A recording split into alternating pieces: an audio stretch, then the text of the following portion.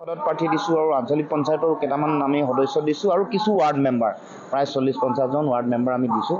গতিকে তাত আমি আমাৰ ফালৰ পৰা চেষ্টা কৰিম। আমাৰ ভাবোঁ যে আমি গাঁও মানুহৰ লগত যিমান আমাৰ মানে ভোটাৰসকলৰ লগত আমি মেন টু মেন কমিউনিকেশ্যন বুলি যিটো কয়, সকলোকে যদি আমি চুই যিবোৰ কথা, যিবোৰ চলি থকা মৌলিক সমস্যা সাধাৰণ জনগণৰ এইবোৰ যদি আমি ক'ব পাৰোঁ, নিশ্চিতভাৱে ভাল ফলাফল আহিব। কাৰণ মানুহ ইতিমধ্যে অসন্তুষ্ট হৈছে, ইতিমধ্যে মানুহে বিজেপিৰ এই শাসনৰ পৰা পৰিত্ৰাণ বিচাৰিছে। কিন্তু আমাৰ যিটো সুসংগবদ্ধ আমাৰ যিটো যুঁজ, এইটো দেখি নোপোৱাৰ কাৰণে মানুহ কেতিয়াবা আশাহত হৈ আমাৰ লগত থিয় দিবলৈ কেতিয়াবা তেওঁলোকে অনিচ্ছা প্ৰকাশ কৰে। কিন্তু মই ভাবোঁ যে এইবাৰ ৰাইজৰ ওচৰলৈ আমি যাম আৰু এই কথা বতৰাবোৰ ক'ম আৰু যিমান পাৰি সিমান আমি প্ৰায়বোৰ অঞ্চলতে আমাৰ সমন্বয় বা একতাৰ বাৰ্তা দিবলৈ আমি চেষ্টা কৰিম। পঞ্চায়ত নিৰ্বাচন আমি আমাৰ দলে কিছু নিৰ্বাচিত সমষ্টিতহে পঞ্চায়ত আমি খেলিছোঁ।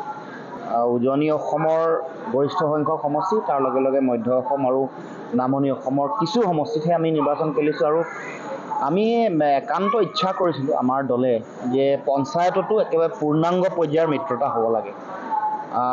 আমাৰ মানে বিৰোধীৰ ফালৰ পৰা এগৰাকী সৰ্বসন্মত প্ৰাৰ্থী যিকোনো পৰ্যায়ত নহওক, লাগিলে আঞ্চলিক পঞ্চায়তৰ পৰ্যায়ত, গাঁও পঞ্চায়তৰ পৰ্যায়তে হওক বা জিলা পৰিষদত, তেতিয়া যিটো আচলতে নিৰ্বাচনী যিটো মানে ৰণকৌশল এইটো সঠিক হ'ব বা এই ক্ষেত্ৰত জনগণেও এটা শক্তিশালী এটা বাৰ্তা দিব বুলি আমি আশা কৰিছিলোঁ। কিন্তু আমি আশা কৰা ধৰণে এই গোটেই কথাটো হৈ নুঠিলে আপোনালোকে সকলোৱে দেখিছে। আৰু আমাৰ দলৰ ফালৰ পৰা আমি অতি আন্তৰিকতাৰে আশা কৰিছিলোঁ, ইচ্ছা কৰিছিলোঁ, আৰু এইটো মোৰ কথা নহয়, সৰ্বসাধাৰণ ৰাইজে কমন মানুহে বিচাৰে যে ঐক্যবদ্ধভাৱে যুঁজ কৰিব লাগে, মিত্ৰতাৰে নিৰ্বাচনত অৱতীৰ্ণ হ'ব লাগে। এইটো কথা উপলব্ধি কৰাৰ সময় আহি পৰিছে। কিন্তু সেইটো এতিয়াতো আমি আলোচনা কৰি লাভ নাই। আমি আমাৰ দলৰ ফালৰ পৰা যথেষ্ট আমি আলোচনা বিলোচনা কৰি বহু সমষ্টিত কংগ্ৰেছ দলৰ লগত বা ৰাইজৰ দলৰ লগত প্ৰায় 70-80% আমি কথা বতৰাবোৰ মিলাইছোঁ বা মিত্ৰতাবোৰ বহু জেগাত হোৱা নাই, এইটো অস্বীকাৰ নকৰোঁ যে বহুত ঠাইত হোৱা নাই। কিন্তু আমি 26ৰ নিৰ্বাচনৰ কথাটো যোৱাকালি আপোনালোকে দেখিছে, এখন সভা হৈছে আমাৰ অসমৰ জাতীয় জীৱনৰ আমি বিবেক বুলি যাক কওঁ, হীৰেণ গোহাঁই ছাৰে আহ্বান কৰা এখন সভাত, ঠিক সভাও নহয়, অনানুষ্ঠানিক এটা বাবে তেওঁ আমন্ত্ৰণ কৰিছিলে।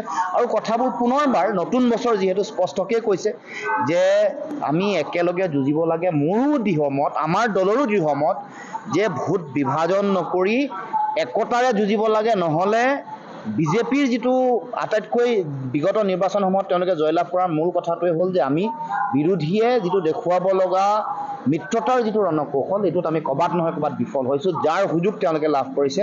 24ত এক হোৱাৰ কাৰণে এটা পৰিৱেশ আহিছিল। যোৰহাটৰ দৰে অতি টান সমষ্টিটো আমি জয়লাভ কৰিছিলোঁ। ডিব্ৰুগড় নিচিনা সমষ্টিটো এটা মানে সৰ্বানন্দ সোণোৱাল থকাৰ পাছতো যথেষ্ট সংখ্যক মানুহে, প্ৰায় 4.5 লাখ মানুহে ভোট দিছে। সৰ্বানন্দ সোণোৱাল নহ'লে কথাটো বেলেগেই হ'লে।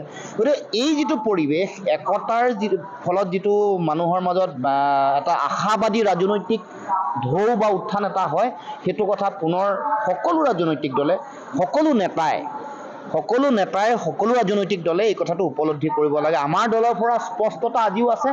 মই ভাবোঁ যে 26ত নিশ্চিতভাৱে হ'ব, যদিহে বিজেপিক হৰুৱাব খোজে সকলোৱে একেলগে একতাৰে বিৰোধীয়ে যুঁজিব আৰু জয়লাভ কৰিব।